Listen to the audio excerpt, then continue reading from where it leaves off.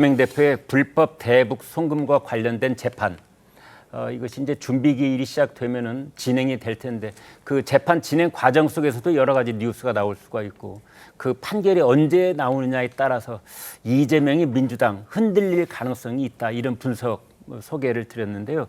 그 내용 1심 판결 언제쯤 마지막 선고가 나올 수 있을지 알아보겠습니다. 최 기자. 예, 아직 이 1심 판결이 가까운 시기에 나오기는 어려울 거다, 이런 게 대체적인 관측인데요. 구체적으로 언제까지 나오겠다, 이런 시점은 잡힐 수가 없는 것이 이재명 대표 쪽에서 법관 기피 신청을 할 가능성이 현재로서는 유력하게 거론이 되고 있습니다. 예. 오늘 오전 최고위에서도 정청래 최고위원이 이 재판장의 바이어스, 그러니까 뭐 약간 좀 선입견을 가지거나 편견 또는 사심이 개입돼 있을 가능성이 있다고 봐서 재판 회피를 해야 한다, 이렇게 주장을 했거든요. 그러면서 이제 법관 기피를 요구하겠다라는 움직임이 민주당에서도 본격적으로 나오고 있는 상황이고요. 여기에 더해서 기일 변경 신청을 할 가능성도 나오고 있습니다. 예, 마찬가지로 공정한 재판 침해될 소지가 있다, 이런 이유로 기일 변경을 신청할 가능성이 있고요.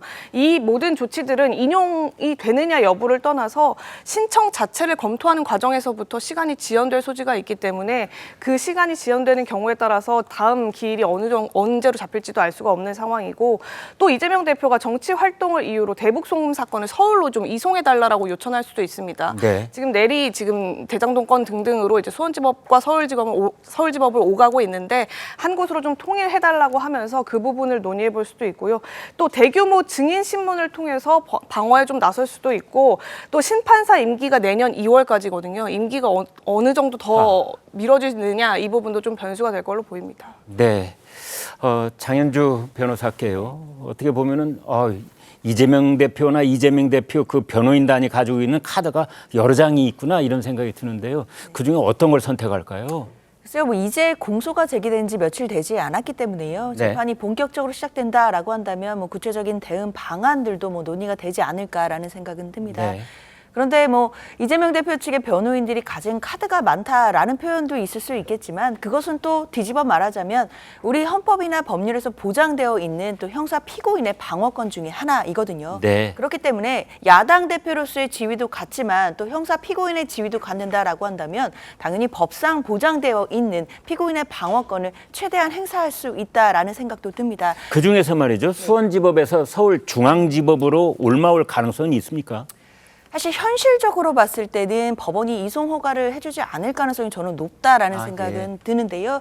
그렇다 하더라도 뭐 이송 신청을 해볼 수도 있는 것이고, 그리고 법관에 대해서 기피 신청도 고민해 볼 수 있는 지점은 있기 때문에 이런 부분들이 재판 진행 일정에는 또 변수로 작용할 것은 분명히 있습니다. 그런데요, 그런 것들을 이제 저 변호사께 여쭤보는 이유는 뭐냐면, 가령 재판부를 기피 신청을 한다든지 뭐 이송 신청을 한다든지 이런 것들이 사법부를 자극을 해서 역효과가 있을 가능성, 뭐 이런 것들을 염두에 둬야 되지 않을까요?